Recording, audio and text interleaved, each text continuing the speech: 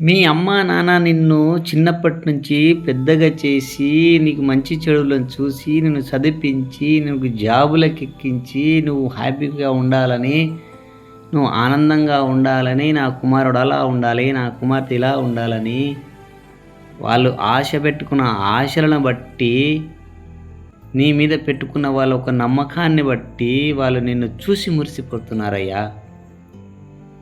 కానీ మీరేం చేస్తున్నారో తెలుసా? పెళ్ళిళ్ళు కాగానే భార్య చేతులు పట్టుకొని ఎక్కడికో వెళ్ళిపోతున్నారు. చిన్ననాటి నుంచి వాళ్ళు చేసిన త్యాగాలను మర్చిపోతున్నారు. అవసరమైతే వాళ్ళకున్న ఆస్తులు కూడా అమ్మేస్తున్నారు వాళ్ళకి తెలియకుండా పాపం. వాళ్ళని తీసుకొచ్చి ఆ రోడ్ల మీద అనాథలుగా వదిలేస్తున్నారు. ఎందుకు అలా చేస్తున్నారో ఏం అర్థం కావట్లేదు ఈ రోజుల్లో.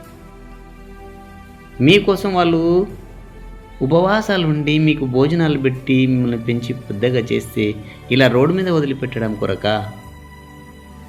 వాళ్ళు చేసిన తప్పు ఏంటి? మిమ్మల్ని పెంచడం తప్పు చేసినారా? మిమ్మల్ని పెద్దగా చేయడం తప్పు చేసినారా?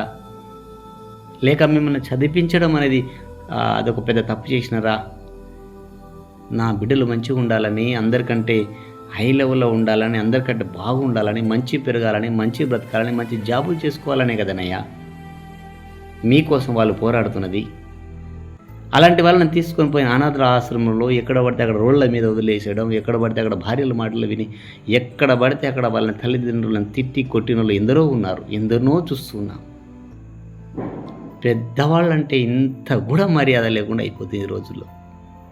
అస్సలు ఏం చెప్పాలో కూడా అర్థం కాని స్థితిలో ఉంది ఈ ప్రపంచం అంతా. మేల్కోండి అయ్యా, ఇప్పటికైనా మేల్కోండి.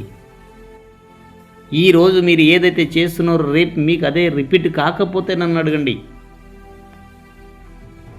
చూసేటోడు ఒకడున్నాడు, చూస్తూ ఉన్నాడు, గమనిస్తూ ఉన్నాడు.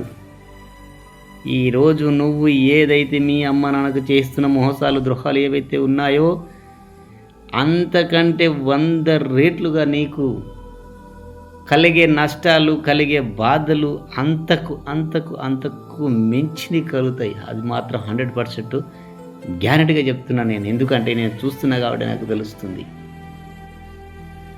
ఉన్నప్పుడన్నా మంచిగా చూసుకోండి అయ్యా, ఉన్నప్పుడన్నా మంచిగా చూసుకోండి. పోయినాక ఏం చేయలేము, పోయినాక ఏమేమో పెడతారు. పోయినాక ఆ శ్మశానం దగ్గరికి తీసుకెళ్ళి ఆ బందులగడ్డలు తీసుకుపోయి ఇంత పూలు చల్లుతారు, మటన్ వండుకొని పెడతారు, చికెన్ వండుకొచ్చి పెడతారు, అవసరమైతే మందు తెచ్చిపోస్తారు. ఎందుకు అవన్నీ?